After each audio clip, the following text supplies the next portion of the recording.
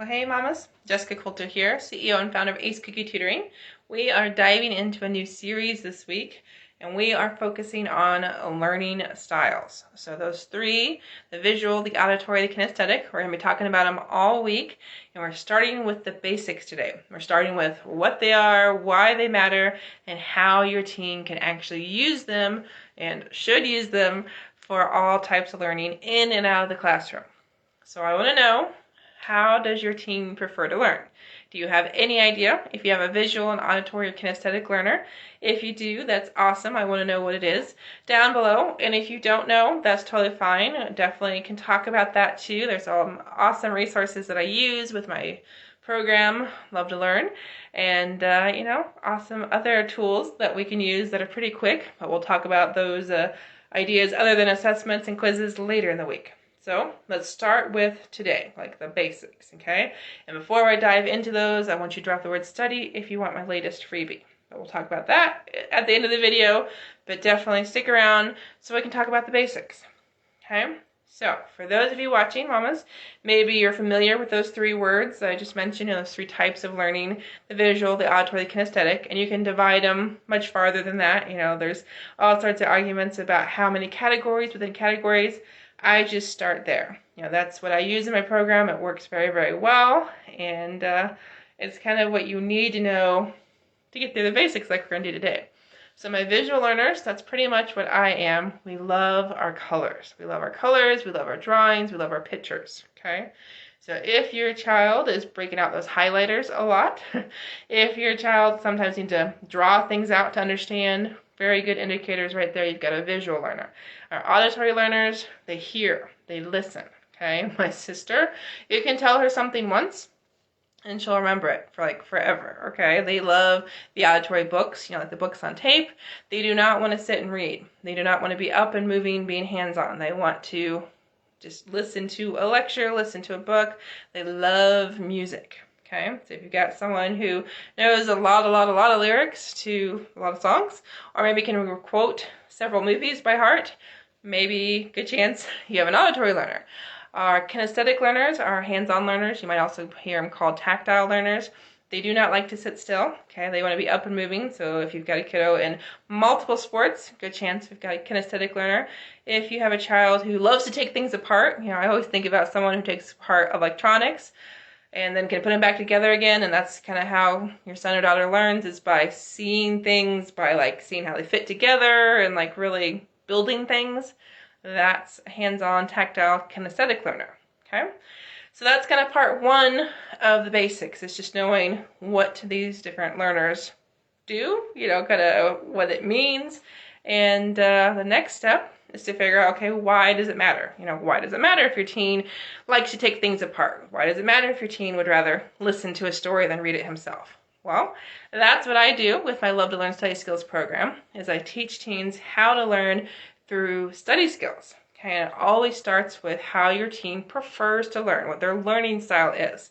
Because if I try to teach a visual learner how to take notes the same way I teach an auditory learner how to take notes, it's not going to go well. Okay, and that's what happens is, unfortunately, teachers teach in one way generally because maybe that's how they prefer to learn, what works for them.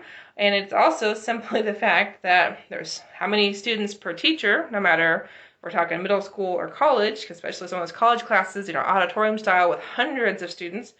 There's no way teachers can teach every concept that your child needs to understand to be successful and learn and pass the class.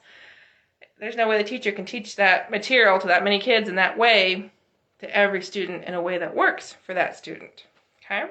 Now, I am only live here on Facebook today. I had some technical trouble, so we'll get this video over to YouTube. But if you're here on Facebook, thank you so much.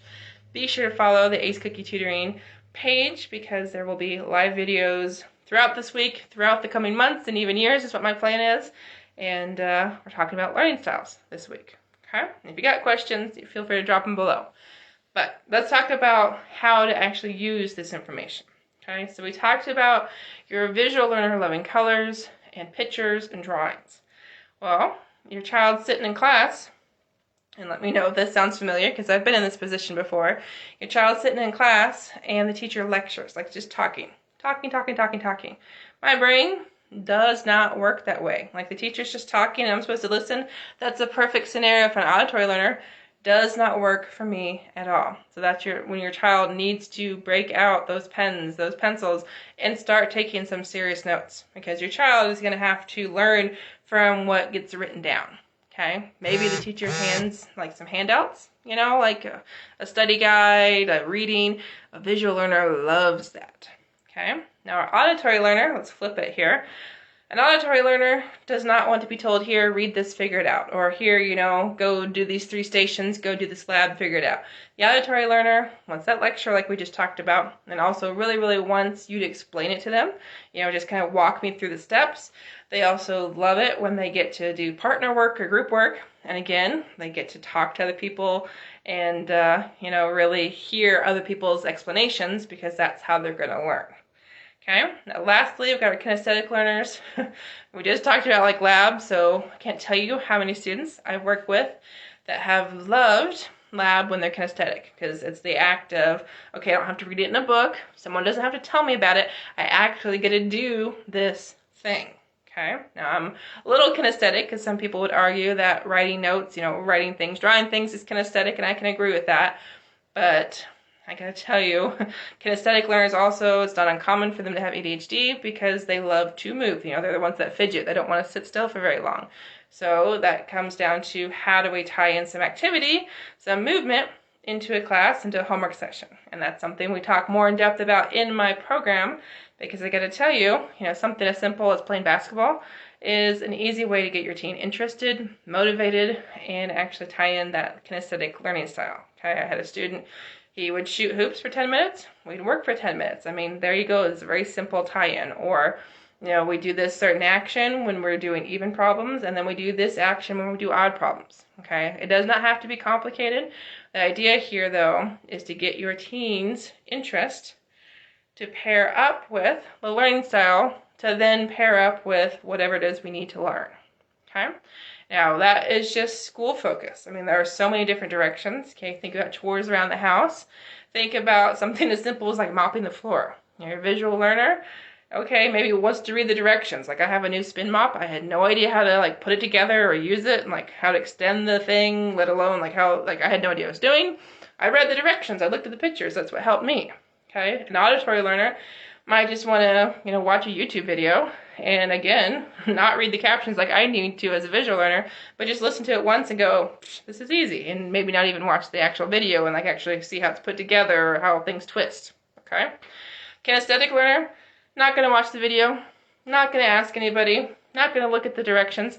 It's just going to start figuring it out and just messing with it until it works. Okay, that's how I know I'm not super kinesthetic, is because that drives me crazy not to read the directions first. And it's partly personality, partly learning style.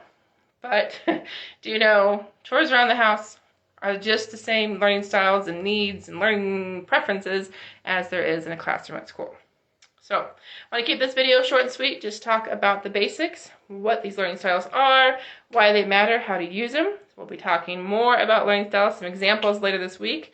I'm thinking some fireworks we'll talk about, because you know, I just did an email about how fireworks match learning styles, and we did just have the 4th. So, you know, we're going to talk about that, and if you've got other specific thoughts, questions, let me know down below. And if you want that freebie, drop the word study so I can send it to you here on Facebook and eventually over on YouTube. So have a good night, mamas. See you tomorrow.